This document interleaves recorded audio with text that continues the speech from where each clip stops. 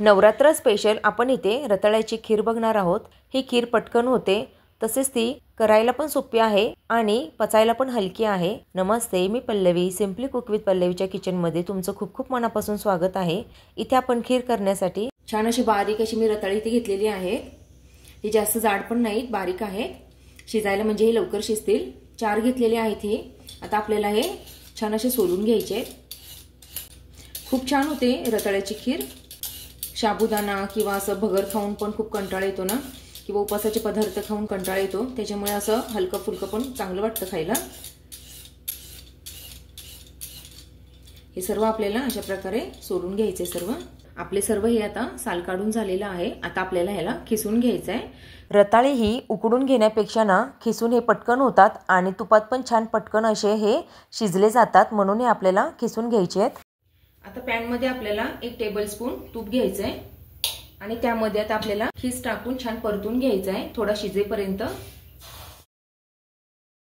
आपल्याला बारीक गॅसवर हे छान परतून घ्यायचं आहे। आता घाई करायची नाही, छान हा परतून द्यायचा आहे, म्हणजे जी चव छान लागते। आपला हा खीस छान परतून होतोय, तोपर्यंत आपण एका साईडला दुधाची तयारी करून घेऊया। दुधाची तयारी करायची म्हणजे काय करायचं, त्यात साखर, विलायची पावडर किंवा काजू बदामची पावडर हे आपल्याला सर्व टाकून घ्यायचं आहे आणि दूध थोडंसं आपल्याला आटून घ्यायचं आहे, किंवा नाही आटवलं तरी चालेल। तुम्ही मिल्क पावडर किंवा मग चांगल्या खिरीला घट्टपणा येण्यासाठी खवा वापरला तरी पण चालेल, आणि ते नसेल तर साई वापरली तरी पण चालेल। आता आपण इथे सॉसपॅन घेतलेला आहे, त्यात दूध घालून घेऊया। आपण हे दूध आहे ना अर्धा लिटरच्या प्रमाणात घेतलेलं आहे। त्याला आपण आहे ना 2 मिनिटं छान उकळी येऊन देऊया।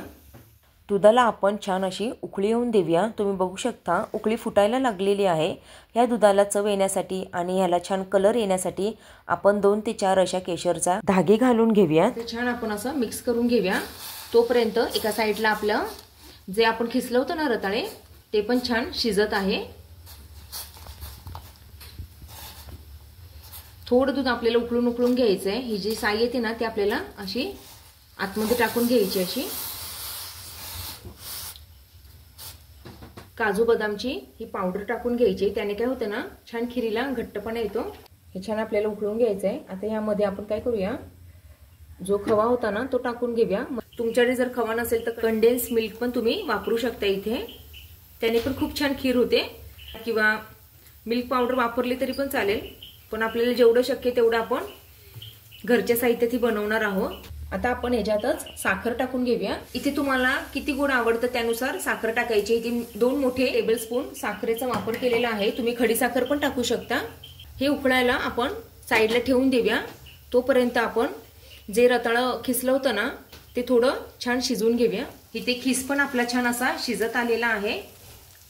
आणि आता आपण काय करूया, दूध टाकून घेऊया। जे आपण उकळायला ठेवलं होतं ना ते दूध टाकून घेऊया सर्व।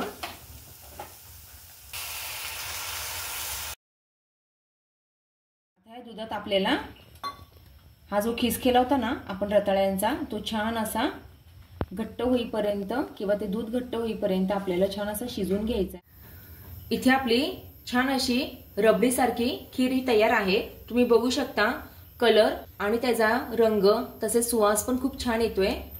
आता आपण गॅस बंद केल्यानंतर यामध्ये विलायची पावडर टाकणार आहे। विलायची पावडर आपली टाकून झालेली आहे, त्याला आपण मिक्स करून घेऊया। खूप आपली खीर ही छान झालेली आहे, तुम्ही बघू शकता। आता ह्याला आपण सर्व करून घेऊया। वाटते की नाही बासुंदी झाल्यासारखी छान। आता आपण ह्याला सर्व करूया। ही रेसिपी तुम्हाला कशी वाटली, आवडली का? मग नक्की लाईक, शेअर आणि सबस्क्राईब करा। चला तर मग भेटूया अशा एका छानशा नवीन गोड रेसिपीमध्ये। तोपर्यंत खात राहा आणि सर्वात महत्त्वाचं आनंदित राहा। हॅप्पी नवरात्र।